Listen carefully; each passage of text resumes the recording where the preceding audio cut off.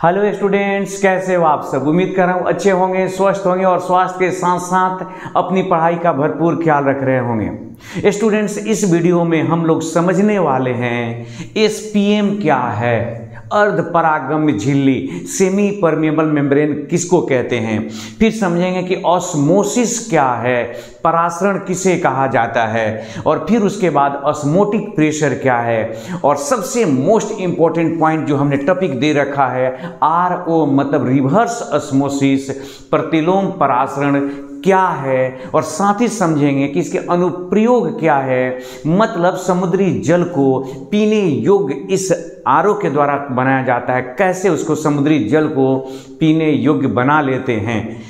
तो आइए बारी बारी से सभी सवालों के जवाब समझते हैं, लेकिन उसके पहले हमारे हाथ में एक गिलास आरओ वाटर है, हम पिएंगे, पीने के बाद हम बात करेंगे। लेकिन आपको बता दें कि आखिर ये कैसे प्यूरिफाई किया गया होगा, यही हमारा आज का टॉपिक है। तो थोड़ा सा पानी पी लें।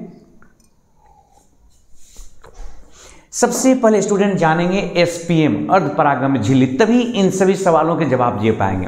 अर्ध परागम्य झिल्ली के एकदम से साधारण भाषा में कहूं तो छननी है, छानने वाला कोई चीज। उदाहरण के तौर पे आप चाय छननी जानते हैं। चाय छन्नी क्या करता है, जब चाय उसमें डालते हैं तो चाय पत्ती छन्नी में रुक जाता है और चाय उसे होके गुजर जाता है।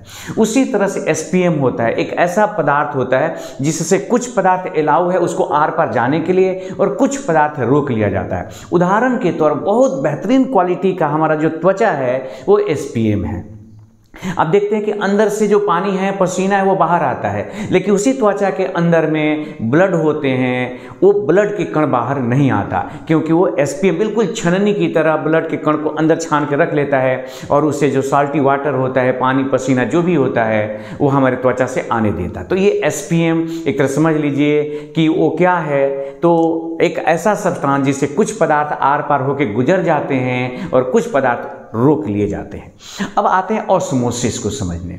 ऑस्मोसिस को समझने से पहले आपको ये जानना होगा कि देखिए हमने यहाँ पर प्योर वाटर ले लिया है, ये सॉल्वेंट है, और एक तरफ सॉल्यूशन है और बीच में एक एसपीएम डाल लिया है। आप ऐसे भी कह सकते हैं इधर डाइल्यूट सॉल्यूशन है और इधर कॉन्सेंट्रेटेड सॉल्यूशन है, और दोनों को अलग की चीज से किया गया है, तो एक एसपीएम से दोनों कंडीशन पे ये बात लागू होगी। तो हमने यहाँ लिया प्योर वाटर और सॉल्यूशन, बीच में अलग कर दिया किस चीज से, एसपीएम से। तो स्टूडेंट्स होता क्या जरा समझिएगा, जब प्योर वाटर और सॉल्यूशन को या सॉल्वेंट और सॉल्यूशन को जब एक एसपीएम से अलग करते हैं तो अपने आप स्वतः ऑटोमेटिकली सॉल्वेंट के मॉलिक्यूल सॉल्यूशन में मूव करने लगते हैं, गमन करने लगते हैं अपने आप ऑटोमेटिकली। अगर फिर से बोल रहा हूं, सुनिए ध्यान से, जब वो सॉल्वेंट और सॉल्यूशन को अथवा डाइल्यूट सॉल्यूशन और कॉन्सेंट्रेटेड सॉल्यूशन को एक एसपीएम से अलग किया जाता है, तो प्योर सॉल्वेंट से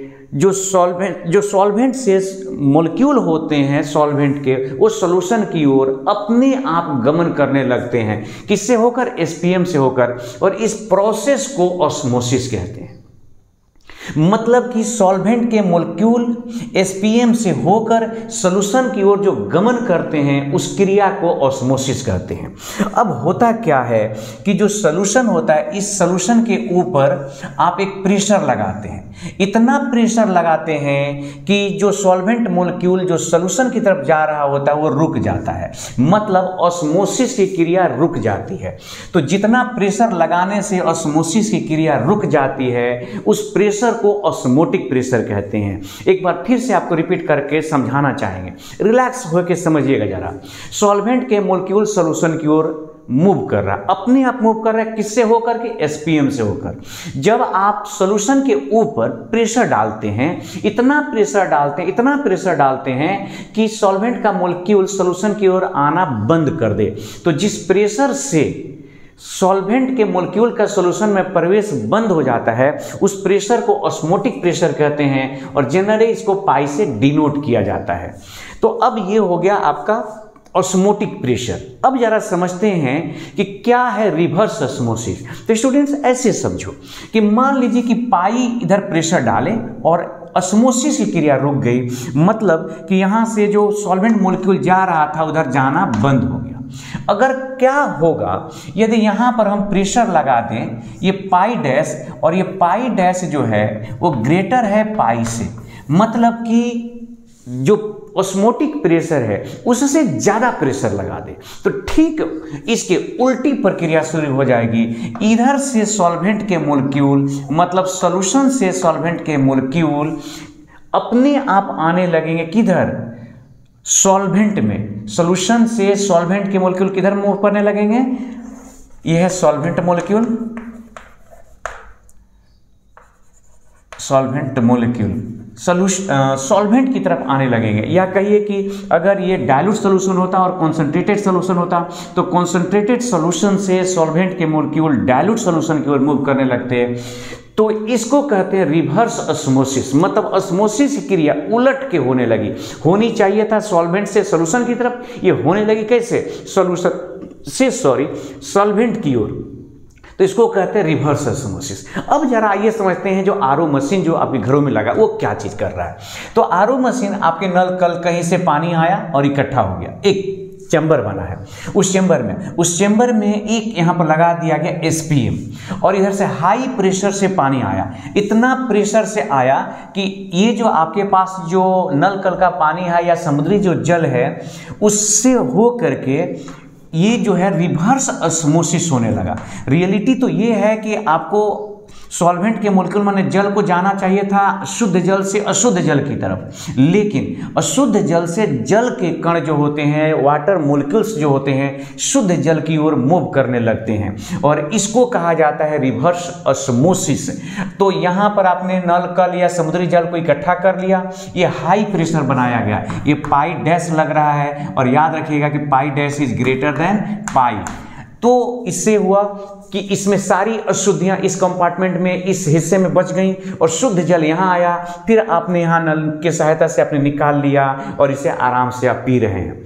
तो ये हो गया रिवर्स ऑस्मोसिस। अब इस रिवर्स ऑस्मोसिस का जो एप्लीकेशन है हमारे यहाँ बहुत सारे जगहों पे, पूरे इस पृथ्वी पे बहुत सारे जगह ऐसे हैं जहाँ पीने योग्य पानी बहुत ही कम है या ना के बराबर या नहीं है।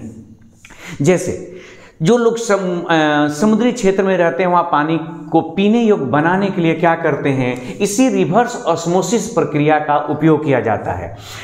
तो आप समझ लीजिए कि इसका एक एप्लीकेशन ये है कि समुद्री जल को पीने योग्य बनाया जाता है, किस प्रक्रिया से, रिवर्स ऑस्मोसिस से। स्टूडेंट्स, मैं उम्मीद करता हूँ कि आप समझ रहे होंगे एसपीएम क्या चीज़ है, ऑस्मोसिस क्या है, रिवर्स ऑस्मोसिस क्या है, और इसके अनुप्रयोग हैं कि पानी जो अशुद्ध जल है उसको शुद्ध करके पीने योग्य बनाते हैं, जैसे समुद्री जल को पीने योग्य बनाया जाता है।